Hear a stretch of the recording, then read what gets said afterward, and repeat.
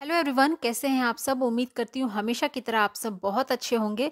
दोस्तों, हम महिलाएं घर का काम रोजाना करती हैं और उन्हीं कामों को करने में हमारा समय और मेहनत दोनों बहुत ज़्यादा लगते हैं। अगर हम कुछ स्मार्ट टिप्स के साथ उन कामों को करें तो हमारी मेहनत और समय की भी बचत होती है। तो ऐसे ही कुछ यूजफुल टिप्स लेकर आई हूँ जो आपके बेहद काम आएंगे। तो चलिए वीडियो को स्टार्ट कर लेते हैं। आज की मेरी सबसे पहली जो टिप है, डस्टबिन का यूज़ हर घर में होता है, लेकिन हम जो सूखा कूड़ा और गीला कूड़ा जो रखते हैं ना, एक ही डस्टबिन में ऐसे रख देते हैं। और सूखा और गीला कूड़ा के लिए अलग अलग डस्टबिन तो हर घर में होते नहीं हैं, लेकिन क्या होता है ना, एक साथ रखने से उसमें एक अजीब सी स्मेल आने लगती है। और आप देखते होंगे अगर उसको रेगुलर साफ ना करें तो उसमें गंदगी भी काफ़ी ज़्यादा जमा हो जाती है। तो आज एक बहुत ही बेहतरीन टिप आपके लिए लेकर आई हूँ जिसको इस्तेमाल करने के बाद आपकी ये वाली जो दिक्कत है ना, सॉल्व हो जाएगी। तो यहाँ पर आपको लेना है इस तरीके के जो कोल्ड ड्रिंक्स के बॉटल्स आते हैं ना, उनके कैप्स। और इस तरीके से हमें जो डस्टबिन है ना, अगर आपके पास एक डस्टबिन है तो भी आपका काम चल जाएगा। तो बस दो बॉटल के ढक्कन जो है हमें दोनों साइड में इस तरीके से डबल साइड टेप की हेल्प से चिपका देना है। उसके बाद हमें लेना है यहाँ पे पॉलीथीन दो, और इस तरीके से जो हमने बॉटल के ढक्कन लगाए हैं ना, उसमें इस तरीके से हमें फंसा देना है। सेम उसी तरीके से हमें एक पॉलीथीन और लेकर और इस तरीके से लगा देना है। उसके बाद आप यहाँ पर देख सकते हैं दो पार्टीशन बन गए हैं, दो कंपार्टमेंट बन गए हैं, जिसमें आप सूखा कूड़ा अलग और गीला कूड़ा अलग आसानी से रख सकते हैं। तो इससे आपकी जो है ना, ढेर सारी जो है मेहनत भी बचने वाली है और आपका काम भी आसान हो जाएगा। उम्मीद करती हूँ ये वाला टिप भी आपको ज़रूर यूज़फुल लगा होगा। देखते हैं नेक्स्ट टिप। हमें जब भी कभी फिंगर वगैरह में चोट लगती है तो हम बैंडेज लगाते हैं, वहाँ पर सीधे इस तरीके से इसका जो है स्टिकर निकालते हैं और फिंगर में कुछ इस तरीके से लगा लेते हैं। लेकिन जैसे ही हम कुछ काम करने जाते हैं ना, तो ये निकल जाता है, क्योंकि इस तरीके से चिपकता है ना कि बस निकल ही जाता है। तो एक बहुत ही यूज़फुल तरीका लेकर आई हूँ, जिससे आप अगर बैंडेज को लगाएंगे ना, तो आप कितना भी अगर काम कर लेंगे ना, तो बिल्कुल भी वो हटेगा नहीं। तो आपको क्या करना है कि बैंडेज का तो पहले स्टिकर आप रिमूव कर लीजिए। उसके बाद आप यहाँ पर लीजिए कैंची और दोनों साइड में आप इस तरीके से कट लगा दीजिए। तो ये हमारा जो दो पार्ट में था वो 4 पार्ट में यहाँ पर बन गया है, आप देख सकते हैं। उसके बाद आपको जहाँ पर भी फिंगर में चोट लगी है, बस कुछ इस तरीके से चिपका दीजिए।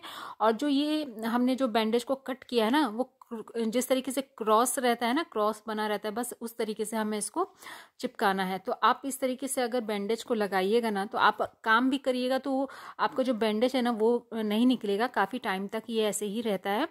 तो बहुत छोटी सी टिप है, लेकिन आपके बहुत काम आएगी। एक बार इसको ज़रूर ट्राई करके देखिएगा। बढ़ते हैं नेक्स्ट टिप की तरफ। हम लेडीज़ कपड़े घर में रोज़ाना धोती हैं, लेकिन चाहे वो वॉशिंग मशीन में धोएं या फिर हाथ में धोएं, ये जो शर्ट्स के कॉलर होते हैं ना, ये बहुत ज़्यादा गंदे और जिद्दी होते हैं।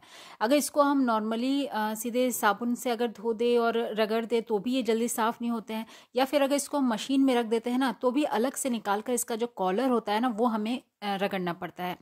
तो अगर आप अपनी मेहनत को बचाना चाहते हैं ना, तो आप एक काम करिए, इस तरीके से कोई सा भी शैम्पू लीजिए और कॉलर पर कुछ इस तरीके से उसको लगा दीजिए और हल्का सा उसको इस तरीके से रब करके पूरे में मिला दीजिए।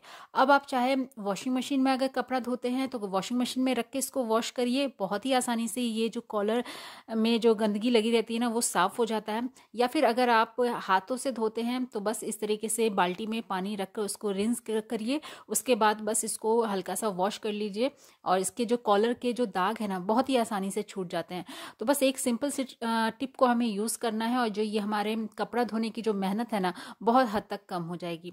तो एक बार इसको ज़रूर ट्राई करके देखिएगा। उम्मीद करती हूँ ये वाला टिप भी आपको ज़रूर यूज़फुल लगा होगा। बढ़ते हैं नेक्स्ट टिप की तरफ। तो यहाँ पर हमें ले लेना है एक साबुन, आप कोई से भी ब्रांड का ले सकते हैं जो भी आप यूज़ करते हैं। उसके बाद हमें एक यहाँ पर ग्रेटर लेना है और इसको इस तरीके से कद्दूकस कर लेना है। अगर आप चाहे तो इसको चाकू से भी कट कर सकते हैं, या फिर जो गला हुआ जो साबुन होता है ना, वो भी यूज़ कर सकते हैं, पर मैंने यहाँ पर फ्रेश जो साबुन होता है वो यहाँ पर यूज़ किया है। तो इस तरीके से हमें इसे कद्दूकस करने के बाद एक बाउल में निकाल लेना है।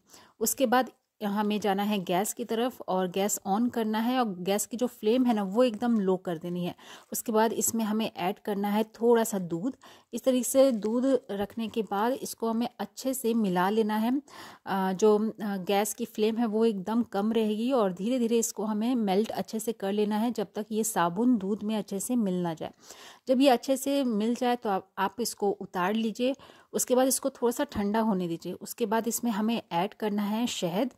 शहद अगर आपका प्योर है तब तो बहुत अच्छी बात है। तो बस इस तरीके से हमें शहद रखने के बाद इसको अच्छे से मिलाकर यहाँ पर हमें यूज़ करना है ट्रे का, जो बर्फ़ आइस क्यूब जमाने वाली जो ट्रे होती है ना, वो हमें लेनी है और इसको अच्छे से आप ग्रीस कर लीजिएगा। उसके बाद ये जो हमने सॉल्यूशन बना के तैयार किया है ना, वो हमें इसमें इस तरीके से डाल देना है और इसको रख देना है फ्रिज में। अब आप सोच रहे होंगे ये हमने क्या बना के तैयार किया है, तो ये हमने घर में ही एक हर्बल सोप बना के तैयार किया है जो कि दूध और शहद से है। जो हम नॉर्मली जो फेस वॉश और साबुन को यूज़ करते हैं ना फेस वॉश करने के लिए, उससे है ना इसका पीएच लेवल बहुत ज़्यादा कम होता है। अगर आपकी ड्राई स्किन है ना, तो उसको भी मॉइस्चराइज करने के लिए हमारे बहुत ज़्यादा हेल्पफुल होता है। तो एक बार इसको ज़रूर ट्राई करके देखिएगा। उम्मीद करती हूँ ये वाला टिप भी आपको ज़रूर यूज़फुल लगेगा। जब भी हम सेलो टेप का यूज़ करते हैं तो हमारी कुछ गलतियों की वजह से जब हम नेक्स्ट टाइम इसको यूज़ करने जाते हैं तो इसका जो एंडिंग पॉइंट है ना, वो हमें मिलता नहीं है, कुछ इस तरीके से चिपक जाता है और इसको हम काफ़ी टाइम तक है ना ढूंढते रहते हैं कि इसका जो छोर है वो कहाँ पर है। आपके साथ भी ये ज़रूर होता होगा। तो अगर आपके साथ भी ये प्रॉब्लम होती है तो आप एक काम करें, जब भी आप सेलो टेप यूज़ करने जाएं तो आप क्या करिएगा कि इस तरीके से कोई पेन ले लीजिए, मार्कर ले लीजिए या क्रेयॉन ले लीजिए। तो बस इस तरीके से आप सेलो टेप के ऊपर उसको घुमाइएगा ना, तो इस आप देखिए कि धीरे धीरे जो इसका जो एंडिंग होगा ना, वहाँ पर एक लाइन सी बन जाएगी। उसका जो कलर है वो वहाँ पर डार्क हो जाएगा और आपको पता चल जाएगा कि इसका जो एंडिंग है वो कहाँ पर है। तो बस जब भी आपको इस तरीके से सेलो टेप में ढूंढने में प्रॉब्लम हो तो आप एक बार इस ट्रिक को यूज़ करिएगा और कुछ बातों का ध्यान दीजिएगा, जिससे नेक्स्ट टाइम आपको ये वाली दिक्कत नहीं होगी। जब भी आप सेलो टेप का यूज़ करिए तो उसका जो एंडिंग है ना, वहाँ पर इस तरीके से फोल्ड करके रख दीजिए, जिससे नेक्स्ट टाइम आप जब उसका यूज़ करने जाए तो आपको ईजिली जो है उसका एंडिंग पॉइंट मिल जाए। नेक्स्ट टिप में हम यहाँ पर यूज़ करने वाले हैं आलू का। आलू का यूज़ हम लोग अक्सर अपने खाने के लिए करते हैं, पर आज आपको इसका एक अलग ही यूज़ बताने वाली हूँ। तो उसके लिए आप एक आलू ले लीजिए और इस तरीके से हाफ कट कर लीजिए। उसके बाद नेल कटर लेना है और कुछ इस तरीके से आलू में हमें करना है। मेनली इसका जो स्टार्च होता है ना आलू का, वो हमें निकालना है। उसके बाद हमें यहाँ पे यूज़ करना है बेकिंग सोडा का। आजकल तो बेकिंग सोडा हर घर में आसानी से मिल ही जाता है। तो बस थोड़ा सा बेकिंग सोडा आप लीजिए और आलू के ऊपर हमें रख देना है। अब इसको हम लोग यूज़ कहाँ करने वाले हैं, आइए चलिए देखते हैं। कुछ हमारे पास औजार होते हैं घर में जो कि अगर आप यूज़ ना करें और रखे रखे है ना, उसमें जंग लग जाते हैं, तो उसकी भी केयर हमें बराबर से ज़रूर करनी चाहिए, वरना अगर उसको हम सही से नहीं रखेंगे तो उसमें जो है जंग लग जाते हैं और उसकी जो लाइफ होती है ना वो कम हो जाती है, वो ख़राब हो जाते हैं।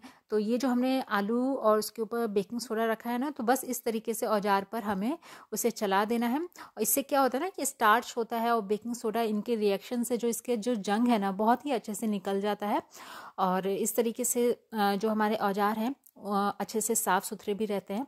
तो बस इस तरीके से करने के बाद हमें इसको ऐसे ही नहीं छोड़ना है, एक साफ़ कपड़ा से इसको हमें अच्छे से पोंछ लेना है। उसके बाद इसको ड्राई करने के बाद हमें ऐसे ही नहीं रखना है, इसको हमें ग्रीस करना बहुत ज़्यादा ज़रूरी है। तो उसके लिए आप यहाँ पर सरसों तेल का यूज़ कर ले या फिर वैसलीन का यूज़ करिए।